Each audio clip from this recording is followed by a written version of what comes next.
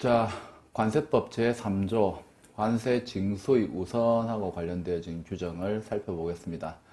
조항은 두 개로 형성되어져 있죠.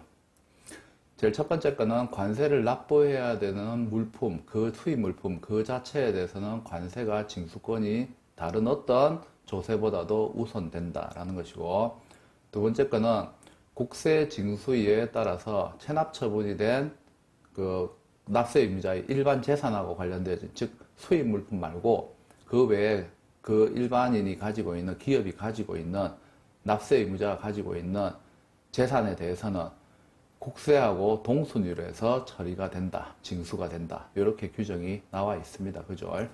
법조문을 읽어보실 때 정확하게 내용을 파악을 하셔야 됩니다. 자, 제일 처음에 이제 우리가 여기서 징수라는 용어가 나왔어요. 징수. 세금하고 관련되어서는 부가라는 용어도 있고 징수라는 용어도 있습니다. 자, 부가는 조세 채권자하고 채무자를 확정하는 거예요. 조세 채권자하고 채무자를 확정하는 것을 우리가 부가라고 합니다. 부가. 부가가 되면은 조세 채권자가 생기게 되고 조세 채무자가 생기게 돼요. 조세 채권자는 당연히 국가이겠죠. 그 다음에 조세 채무자는 당연히 세금을 납부해야 되는 의무가 있는 당사자. 우리가 관세와 관련되어지면 바로 국가인 세관이 되는 것이고, 그 다음에 조세 채무자인 경우에는 바로 수입을 하고자 하는 의사가 있는 화주. 이 사람이 이제 조세 채무자가 되겠죠. 어쨌든 채권자하고 채무자하고 만들어내는 것을 법적으로 채권 채무 관계를 만들어낸다, 즉 형성한다라고 그러죠. 그래서 우리가 형성권이라는 표현을 씁니다. 형성하는 것을 부가라 불러요. 부가. 부가가 되면은 채권자하고 채무자가 형성됩니다. 이렇게 되면 이제 채권자는 채무자로부터 세금을 걷어들일 수 있는 권한을 행사할 수 있죠. 그걸 우리가 징수라고 얘기하죠. 징수. 말을 바꾸면 부가권이 없어진다, 부가권이 발동되지 않는다, 징수권 자체는 있을 수가 없는 거예요. 당연한 내용입니다. 부가가 되어야지 채권자, 채무자가 생기고 채권자는 채무자로부터 세금을 받을 권한을 행사할 수 있습니다. 요거 세금 받을 수 있는 권한을 행사하는 거, 요걸 징수라고 한다 했어요. 나는 관세 내기 싫은데요. 대한민국 국민 안 하면 됩니다. 예. 그리고 대한민국 국민이라 할지라도 모든 사람들이 관세를 내는 건 아니죠. 그래서 우리나라 국민으로서 수입업체를 사업자 등록을 해서 물품을 수입을 안 하면 돼요. 예. 근데 그거 하는데 세금 내기 싫다. 그러면 다른 나라 가서 다른 나라 국민 되고 다른 나라 관세법 적용받아서 다른 나라에다가 관세 내시면 돼요. 예. 무조건 내야 됩니다. 무조건. 자, 부가하고 징수라는 표현이 있습니다. 예, 3조는 징수권의 우선이죠. 그래서 실제로 어떤 물품을 납세해야 되는 납세 의무자가, 관세를 내야 되는 납세 의무자가, 앞으로 이렇게 그리면 세관이라고 생각합시다. 이제 앞으로 세관을 이렇게 그릴게요. 국가인 세관, 세금을 부과할 수 있는 채권자인 세관이, 그리고 세관이 있는 이 지역을 우리가 흔히 관세선이라고 하죠. 관세선. 그래서 관세의 정의가 관세선을 출입하는 수입 물품에 대해서 부가 징수하는 반대급부가 없는 국세라고 했어요.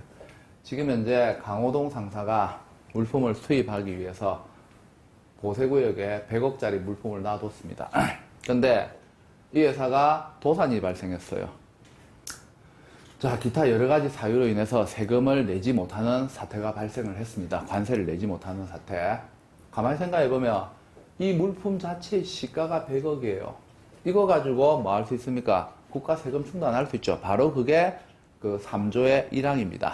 관세를 납부해야 되는 이 물품에 대해서는 관세가, 왜냐하면 기업을 운영하다 보면, 그리고 우리가 수입을 할 때 나중에 뒤에서 4조에서 배우겠지만 관세만 내는 게 아니에요. 관세 외에도 내국세들도 같이 합산을 해서 세금을 내야 됩니다. 뭐 개별 소비세라든지 부가세라든지 많은 세금들이 있어요. 그래서 우리가 관세 등이라는 표현을 쓰죠. 관세만 내는 게 아니에요.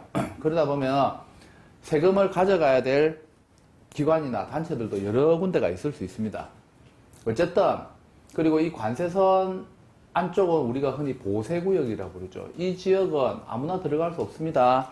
이 영역은 오로지 우리가 세관 관세청의 관할 구역이에요. 그래서 다른 어떤 행정기관들도 함부로 여기 들어가서 집달관 들어가면 빨간 딱지 붙이고 절대로 못해요. 그렇기 때문에 요 수입한 물품, 요 관세를 납부해야 되는 대상, 이 물품과 관련되어진 부분에 대한 세금은, 관세는 이 물품을 지금 현재 관할하고 있는 기관인 바로 세관, 즉 국가인 관세청에서 부과하는 세금인 관세, 그와 관련되어진 부분은 관세가 최우선권을 가지는 건 당연합니다. 근데 이 사람이 바깥에 빌딩이 또 있을 수 있어요. 30억짜리 빌딩도 있고 40억짜리 빌딩도 있고 빌딩도 있습니다. 자, 어쨌든 이런 일이 벌어지게 되면 이제 어떤 일이 벌어집니까? 이 사람이 이때까지 지방세도 납부 안 한 것도 있고 이 이전에 수입한 거에 대한 담보만 제공하고 관세 안 낸 것도 있을 거예요. 그 다음에 농협이라든지 뭐 우리은행이라든지 이런 금융회사로부터 실제로 대출한 돈도 있을 거예요. 심지어 요즘은 이제 사람 많이 무카드, 뭐 무시 이런 거 있죠. 뭐 이런 것도 있고 그런 데서도 또 빌렸어요. 옆집 아저씨인데 5,000원 빌린 것도 있어요. 자, 이렇게 됐을 때는 지금 이제 도산이 발생해가지고 회사가 아수라장이 된다. 개인 재산이 남아있어요. 그러면 세금뿐만 아니고 이렇게 채권자들이 엄청나게 많겠죠. 이 채권의 우선순위는 이제 국세징수법, 국세기본법의 법 규정에 의거해서 이제 우선순위를 선정을 합니다. 이러한 나머지 재산들에 대해서 혹시 세금을 안 낸 것들이 있고 여러 가지가 특히 관세를 안 낸 것들이 있다라고 했을 경우에는 이 경우에는 관세하고 국세는 동순위로 한다라고 돼 있어요. 관세도 국세 맞아요. 관세도 국세 맞아요. 국세 맞지만 우리가 국세기본법상에 국세에 이제 일반적인 국세에 관세를 분류하지는 않습니다. 그렇게 되어야지 3조 1항이 또 성립이 되죠. 그 관세를 납부해야 되는 물품 이 자체에 대해서는 관세가 최우선권을 가진다. 그리고 그 물품이 아닌 일반적인 가치가 있는 이러한 그 자산에 대해서는 관세하고 국세하고 동순위로 해서 처리한다라고 했습니다. 그럼 쉽게 얘기하면 결론적으로 관세는 항상 1순위란 뜻이죠.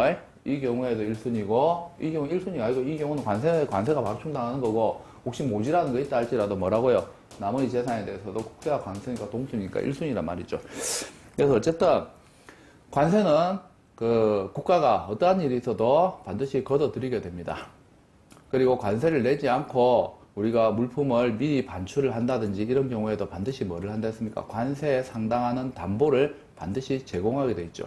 그리고 보통 일반적인 세금들은 한참 지난 이후에 우리가 세금을 냅니다. 부가세도 역시 마찬가지로 6개월마다 확정신고, 물론 3개월마다 예정신고하지만 확정신고하죠.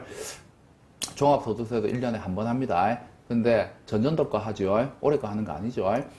근데 관세는 납세 신고 수리일부터 15일 이내입니다. 무조건 관세는 최우선적으로 빨리빨리 우리가 국가의 재원과 관련된 중요한 부분이기 때문에 그래서 어떻게 해서든지 신속하고 그리고 빠르게 회수할 수 있도록 법 제도를 만들어 놨습니다.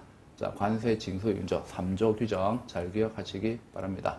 4조에서 다시 찾아뵙겠습니다. 수고하셨습니다.